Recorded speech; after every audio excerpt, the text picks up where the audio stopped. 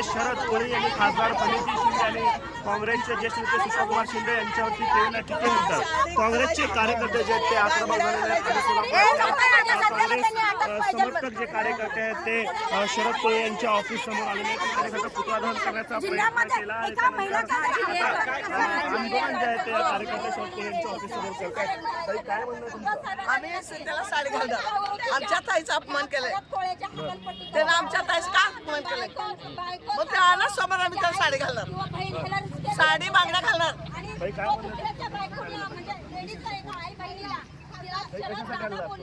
आमच्या भागातील खासदार प्रणिती शिंदे यांचं काम सोलापूरमध्ये खूप चांगलं आहे.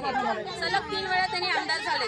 त्यांच्या कामामुळे झाले. आम्ही कुठल्या नेत्याला आणत नाही किंवा कुठल्या हिरोला आणत नाही.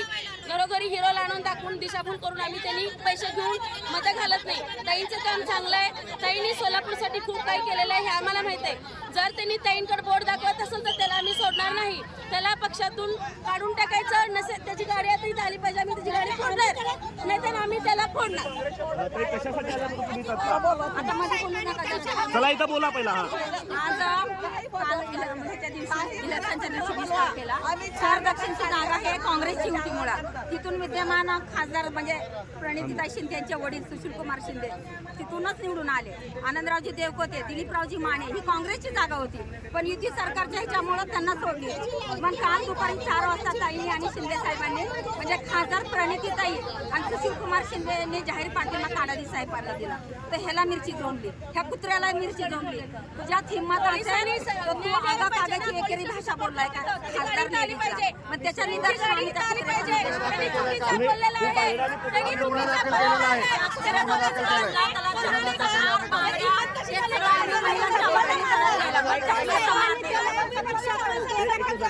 तुम्ही पण राजीनामा द्यावा.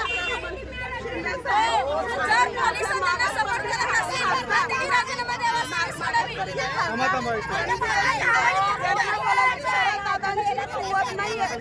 तेवढ्या मोठ्या नेत्यांना बोलवून आपल्या सोलापूरची शान आमदार खासदार प्रणितीताई शिंदे शरददादांनी महिलेला अशा पद्धतीने